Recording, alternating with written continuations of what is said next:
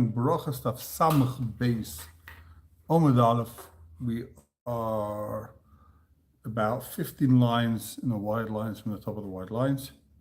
We're learning brochos bas Rav Yehuda. Welcome. So we're in the middle of the sugya about bathrooms. So the gemorah brings a story. There was a certain renowned bathroom in the northern city of Tiberias. When two people went in, even in the daytime, mistazki, they would get injured. They would get harmed. So l'chayra, it means that there was some demon was there and would harm them even. So we had a principle before. We saw that when two people are together in the daytime, they don't get harmed. There was a certain bathroom where there was tumah in Tiberia, or whatever was there.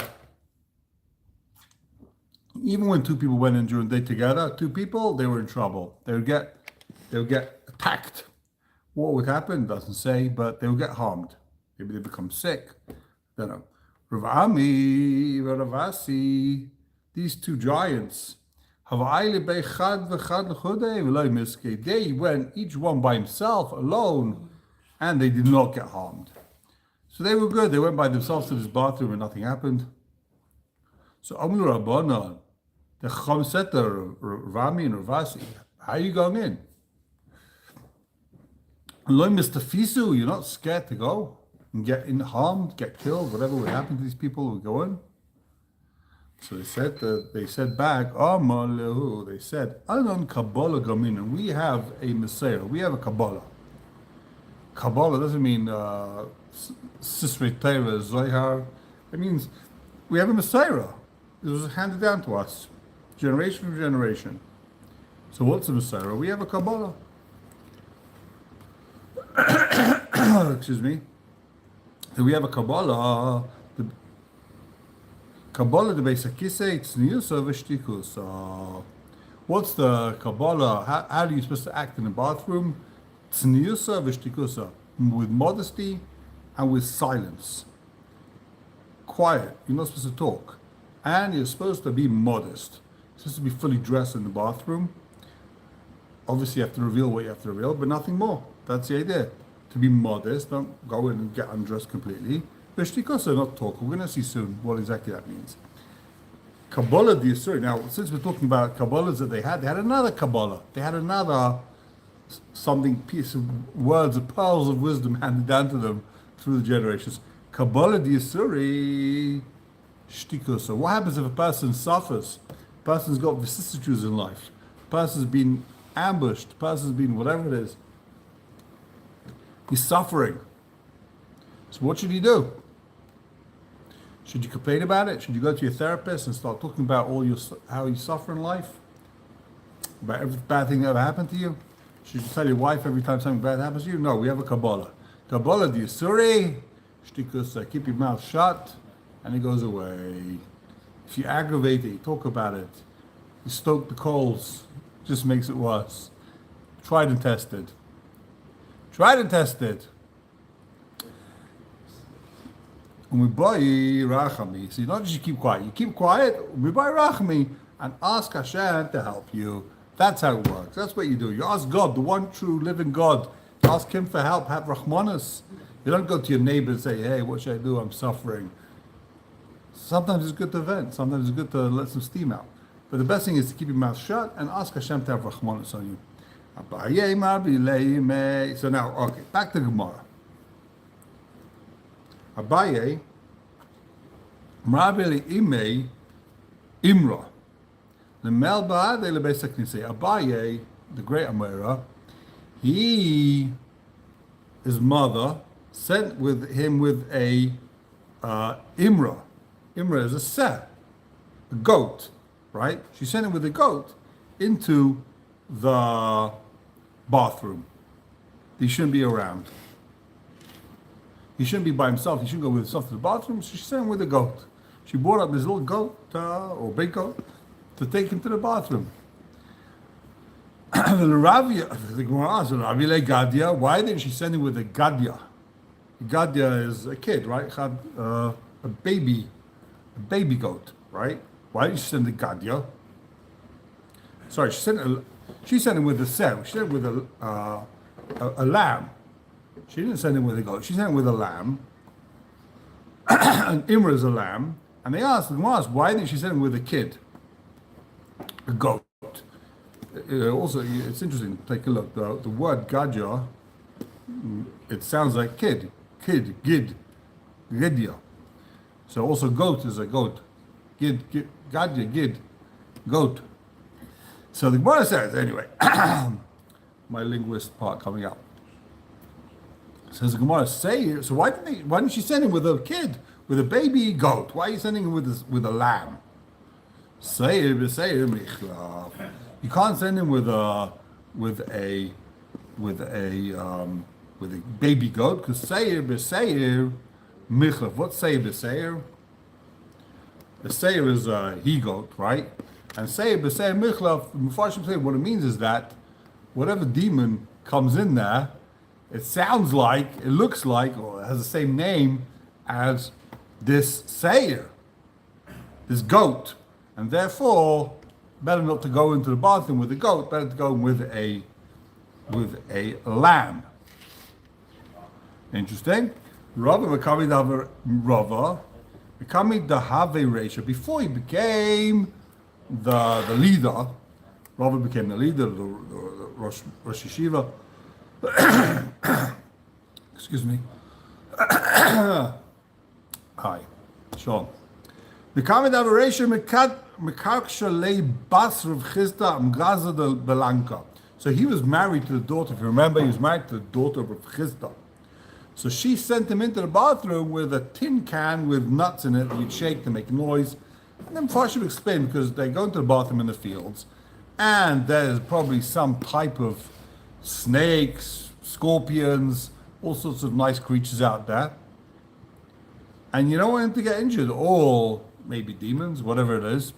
And you don't want him to get hurt. So what do? You send him with a nuts in a tin can, and it makes noise and it scares everyone away. Boss of the Malach, once he became the king, once he became the ruler, meaning he didn't become the king, once he became, Shalom. Once he became the Rosh Yeshiva, Shalom, welcome. Welcome. Once he became the leader of the lay Kavsa, she made a window in the bathroom, and she put her hand on his head to protect him. Oh, great. Ama'ula. Okay, interesting story. Ama'ula. Chayrei. So we're on Samach base on Aleph, exactly halfway down.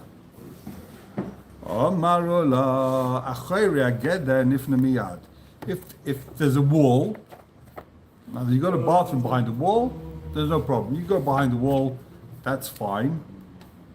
Obviously, that's fine. There's wall. You go to the bathroom right behind the wall. We'll see. There's argues. In a field, what is considered modesty? What's considered a proper way to act?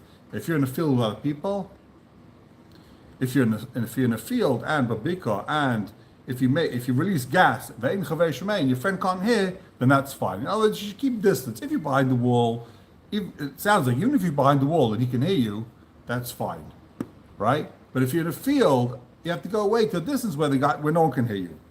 Now, Isi bar nason masni hachi. Isi says something different.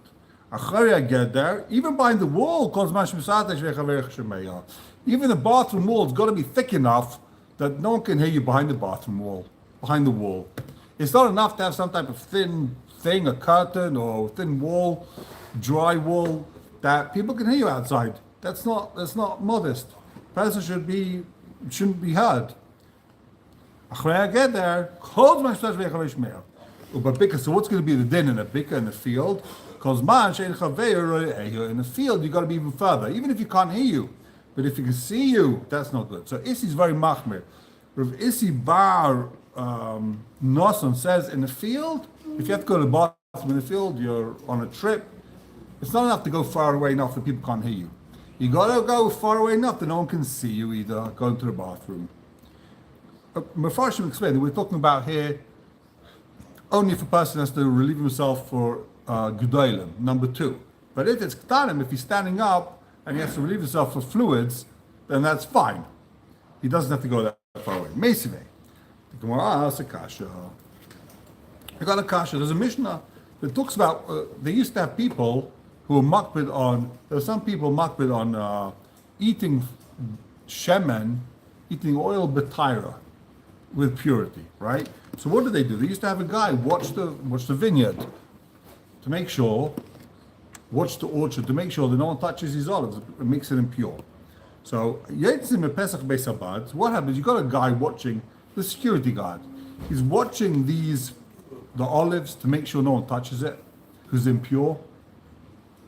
He needs to go to the bathroom. So what do you do? So what does the guy do? So Yetzim Pesach Beis Habad v'nifne l'chayra again. He goes behind the wall and he can relieve himself. V'hein tahirim, and the olives are pure. So you see from here, and this is a Mishnah, not like Isi. Isi said you got to go behind the wall's not good. You got to go far away enough that they can't hear you, even behind the wall. But here you see that if there's 2 guys watching the olive field, right? One guy can go behind the wall and relieve himself, even though it sounds like he could be heard. That's the kasha over here. Gemorah answers, but Taira sekelu. They were lenient in order for Taira, in order for the fruit, the olives shouldn't become tamei, impure. They said this guy can go to the bathroom behind the wall, but really it's better not to. Normally, that's not good. But they were makel in this specific case. They were lenient for this case. Tashma. Come, listen, there's another brisa. How far is this security guard allowed to distance himself and the fruit remain pure? How far is he allowed to go?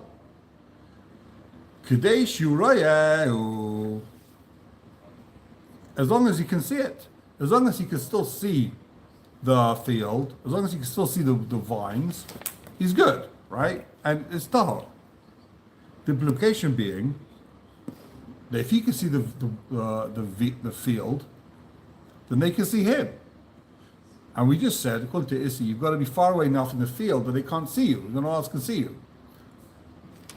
So how's he allowed to go to the bathroom there, according to Rav Isi?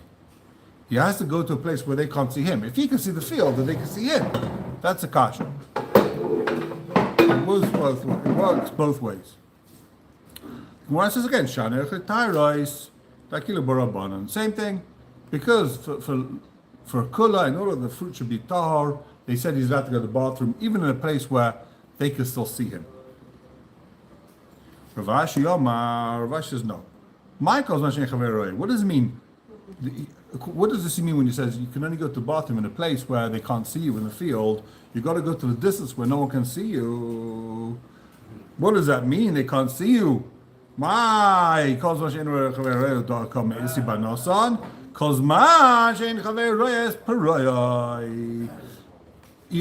in the field, you have to go to a distance where they can't see the parts you're revealing. They can see you standing there. You can see a person from kilometers away. But as long as you can't see the parts he's revealing, you just see blur, then that's fine. You see there's a guy there. You see there's a man there. So this guy is watching the orchard. He can go far enough away to make sure no one comes. But if someone comes, they're not going to be able to see his revealed body parts. They're only going to be able, they'll see him. They're not going to see anything happening. They'll just see blur. Why are we so concerned with the... I'm saying right now, that's Masechta, with bathrooms and body parts. Because we're going to see, it's Torah, you got to learn. You got to learn how to behave, how to act. We'll see in this story. Maybe you'll listen to the story, you'll see. Okay. Maybe. Story, Hahusaf Dono. There was a guy who was maspid. A eulogizer, what do they call it? A eulogizer, the guy that gets out. They had professional eulogizers Guy gets up there and he says a beautiful eulogy. When someone passes away, he gets up, takes the mic, and the deceased was such a fine man, everyone loved him. And, okay. So there's a Safdana, there's a guy who used to give eulogies. The Nachas Kami the Rav Nachman. He happened to give a eulogy in front of the holy Rav Nachman. Omar, and this eulogizer said, he said about the dead guy, Hi, Tzenua brochos Ava. He was incredibly modest in his ways. He was modest. Omar Rav Nachman, says Rav Nachman stopped him and said, what? At Aili Bahadi Beisakise, V'yadasi Zenu Elai. You followed this guy to the bathroom to know if he's modest or not. How do you know if he's modest? Why are you saying he's modest? Modesty means in the bathroom. You followed him to the bathroom? The Tanya, it says in the Brisa, you know what it means to be modest? It means to be modest in the bathroom. That's what modesty is, in the bathroom. Rav Nachman, so Rav Nachman himself, my nafkele minei, why is he going ahead and rebuking this eulogizer? Why is he giving him a hard time? The Tanya, it says in the Brisa, why was Rav Nachman getting involved over here? Like, what bothered him so much, right? The Tanya, just like in Shemayim, they're going to punish the dead guy for whatever he did wrong. They're going to punish the eulogizers. And for the people that answer after them, for the people who say, yeah, he was such a great guy. If the eulogizer gets up there and says, well, the deceased, he was such a Baal Chesed, he was so modest, and it's not true. So they're also going to pay, the dead guy's going to suffer because of it in Shemayim. And the eulogizer is going to suffer. And the people that are listening and saying, yeah, that's true, he was very modest, they're all going to suffer, they're all going to get punished. So, fascinating gemorah. So first of all, why is the dead guy going to get punished? Because they're saying about him something he didn't have. So in Shemayim, it's going to be Meir Din. They're not going to say, okay, they said you did this, you didn't do it, now we're going to punish you. But they come to Shemayim, oh, here, this guy, everyone says he's so modest. Let's see. And they're going to look through his affairs, say, look at this, look what he did here, look what he did there. Yeah, he's not modest. They're going to do an extra accounting. They're going to dig a little bit deeper. So he's going to suffer. And that's why. Why is the guy giving the hesed? Why is the guy giving eulogy? Why is he going to suffer? It's a big machlokes. What did he do wrong? Is it because he lied? Sheker. He lied. It's also to lie. Is it because Chanifas? He's being machnif. He's flattery. You're not allowed to flatter people. He's trying to flatter. They paid this guy to give a hesped. He's flattering. Yeah, but that's his job. Okay, so be honest. No, he actually has to exaggerate the good things. So we're going to see in a minute whether you're allowed to exaggerate or not. Some say because people are going to learn from you. If this guy gets up and says, "Wow, this Rosh Yeshiva, or this guy, this Rosh Yeshiva was such a tzaddik, he never spoke a word of Lashon Hara." The people listening and they know he spoke Lashon Hara say, "Oh, it's fine to do that. That must be okay. I heard him talking all the time. I saw him doing that all the time. That must be okay." So the guy that's giving the hesped, he's giving like a stempel. He's a tzaddik. He's righteous. And now people are going to follow in his ways. But we always say that about people with their hesped. We always exaggerate. Okay? But you guide other people to sin. So the guy that's giving the hesped, he's going to suffer. He's going to get punished. You can take a Russia and make it a dead tzaddik. It depends how much you pay. The guy What are you gonna say? This guy was a thief? You're not gonna say he learned how to. So we're gonna see. Very good kasha. We're gonna see in a second. It's a bit of a machlokes. Okay. My malach is why is this guy giving a hesped gonna suffer? So let's say you come up to you're giving hesped for some mama or you say, wow, he had such a love of Torah, right? Oh, he had such a love of Torah. The guy never learned about of Torah. He was all day going hunting and fishing, right? But he said, "Oh, yeah, such a love of Torah. He loved having chum." And then, hold on, 1 second. So what are you going to say about a guy that does love Torah? Oh, he loved Torah. Okay. So it turns out you could be a nobody. And everyone's going to say you love Torah. There's no point in achieving anything in life because they're going to say about you anyway. Wow, the guy loved Torah. The guy loved going to shul, even though the guy went once a year to shul. The guy never opened the safe in his life. Oh, he loved Torah. He loved Tefillah. What a tzaddik. What about the guys who do the job, who do the work? What were you going to say about these guys? You leave nothing for the good guys. I didn't see anyone saying that, but okay. The Rosh says you're allowed to exaggerate a little bit. I'm going to skip because you're asking the question. The Rosh says you're allowed to exaggerate a bit. You can't lie. Wow, the guy's a Talmud Chacham.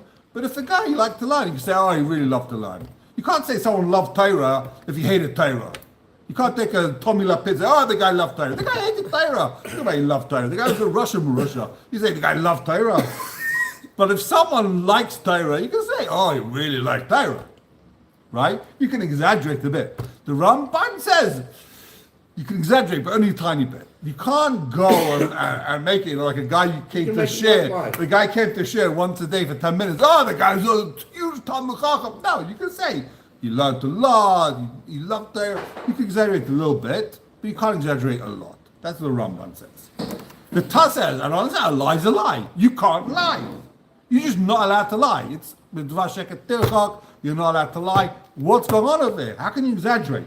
So Mepharshim come and say for aspirin for somebody who's a really bad person. So I'll tell you what Mepharshim say. The Mepharshim say like this. So first of all, because if you're exaggerating a little bit, it's not sure it's a lie. Pshat is we know that he learned a little bit. It's not mistavra that everything he did you know about.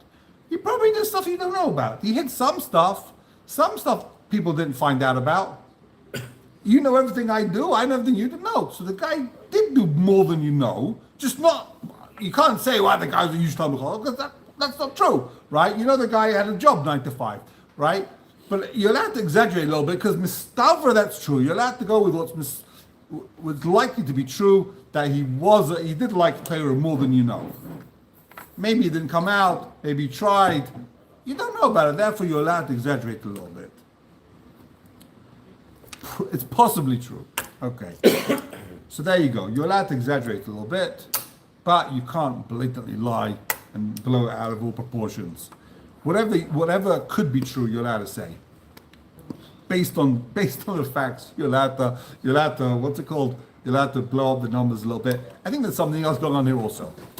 A lot of Mepharshim say this. I don't know Mepharshim. I heard certain Mahalchim say, if everyone knows, right, you exaggerate a little bit, so everyone will take what you're saying with a pinch of salt. So it's not a lie. If I come to you and say, oh, you're looking fantastic today, and you know you look like garbage, right? So you're taking it with a pinch of salt. You mean like, okay, I look better than I could look, but I don't look fantastic. If I say to you, if people exaggerate, if someone comes over to you and says, how was the cook? You say, wow, it's the best schnitzel I've ever had.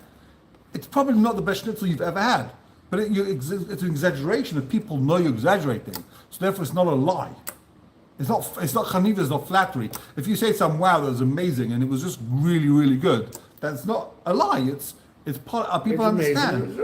People understand that that's part of the way you talk is you exaggerate slightly. But to come over to someone and say, wow, Lapid loves Torah, that's just like a flat out lie. That's not exaggeration. That means you're taking the truth and you're twisting it. All right. Okay. I say the story about the pen, but he came to the yeshiva when I was in the Mir many years ago. He came to the Mir, right? And I remember to cause trouble. He came to the Mir to see what's going on. He wanted to see if the guys are learning. I don't know what. He came to the Mir. This is the current guy who wants to be the Chaver Knesset, his father, Oliver Einesh, whatever, however you say about it, right? Anyway, so he came to the Mir, right? And I remember people saying, oh, you have to learn, people should be learning so that, make a good impression on him, everyone should come to Beis Medrash. I remember my Rebbe saying, every guy he sees learning should be like, you should be in the army, you Russia, you should be in the army. The more people he sees learning, the more, and I saw it, he was talking like that, yeah. Anyway. He's a horrible, this whole family. Anyway, yeah, we're not getting personal over here. I actually like, he did some good things, the younger son. Okay. I shouldn't speak good of we're not getting into politics. This is a political share. I'm just giving it as example. We're opening a political party, by the way. Let's just like to point the shit is non-political. No political. All right. Says the gemorah. Oh, sorry. So that's the whole story about Safdonim. Who is the person? Who's the modest guy? Someone who relieves goes to the bathroom at night, the same place he goes at day. In other words, at day you go far away. The implication is during the day you go far away and no one can see you. At night you should also go far away and no one can see you. Even though at night no one can see you because there's no lights. They didn't have like good street lights back then, I guess, right? Amy, is that true? Rav says, Lo Elam, Yanig Atzmai, Shachis V'Arvis. The person should control himself because he shouldn't go too far. So in other words, he means you should go to the bathroom early when it's before dawn. You shouldn't have to go far away. The implication being that you go nearby. You don't go at night far away like you do during the day. At night you stay nearby. The Su, furthermore, Rava during the day you go a mile away from everyone. You walk for miles, right? To go to the bathroom. A mile. But during the night, he said to his shamash, his assistant, Kanuli duchta baruchva de masa, clear for me an area, let me go to the bathroom right over here, right? Rav Zera said to Shmaya, to his assistant, Chazi man dache achrei bayis is chavei de beina lemifnei. See who's behind this wall. I need to relieve myself. So during the night, they didn't go far away. So why would you say that during the day and night? Who's at Snua? The guy that goes at night, also a mile away. There's no point. You see these grates; they didn't go far away. Obviously, we were talking about the day, probably. The what? We were talking only about the day. Yeah. Honestly, when we say. What do you mean? In the day they would go far away, but at night they were close. Right. So what does it mean? Lo elam yani gatzmai ezvat zanua zanif the belayla b'akim shnefayai. Only in the case when someone can see you. Okay, so it says gemorah. I hear. Ella, don't read in this brisa that you have to go in the same place in the day, in the same place at night. The same way you go to the bathroom during the day, that's how you go to the bathroom at night. We're talking about, meaning taking off your clothes, sitting down, all that type of stuff. The way you go to the bathroom in the day should be the same way you go to the bathroom at night. In other words, at night you shouldn't say, okay, no one can see me, there's no lights here, I can reveal myself. Not talking about the place. The place, yeah. In the day you go far away, and the night you go to the bathroom much nearer. You mean to practice modesty? Yeah. The modesty aspect, not the distance. Exactly. Very good.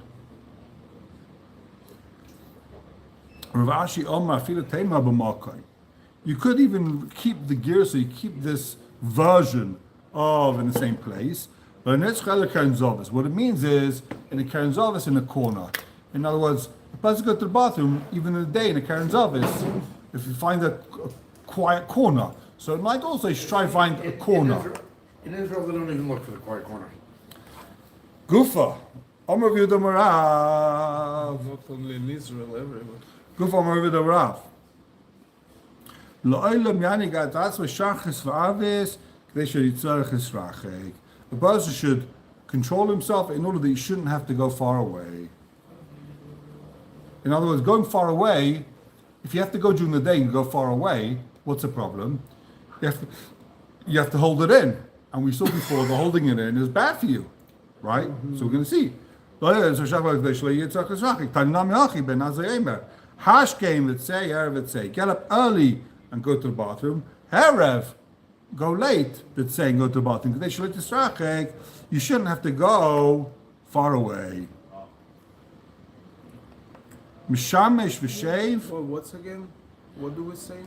That a person should get up early in the morning before it's light and go to the bathroom. And at night, you should go to the bathroom. You basically need to plan it. Yeah. Get yourself a schedule, a routine. Build up a hergel, a routine that you don't have to, in the middle of the day, go to the bathroom. Some are from here that you see that it's important. You have to go to the bathroom before you pray in the morning. You have to clear your body. You have to clean yourself.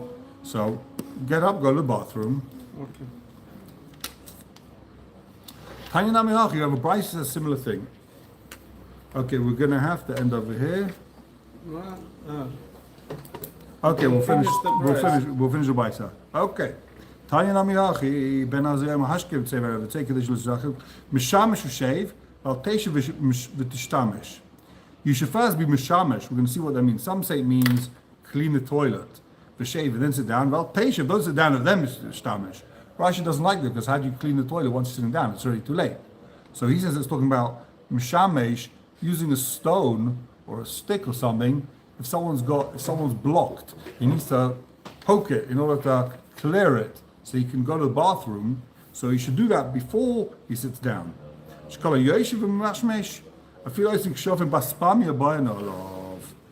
Someone who sits down is Mamashmesh. Even if they do kshofim, which what do they call it? They cast a spell in Spain, it's going to fall on him. We see from here the importance of acting with modesty. A person's curses, even a curse in Spain, will fall on him in Bavel if he doesn't act modestly in the bathroom. So a person has to act modestly.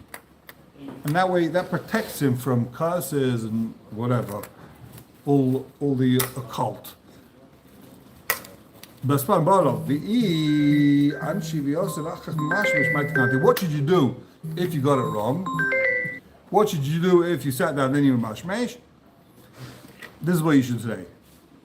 This is what you should say. Laili, not me, lay tachtim. Not this demon and not that one. Lay tachtim. Lay hani, not these, lay mahani, not of these. Not from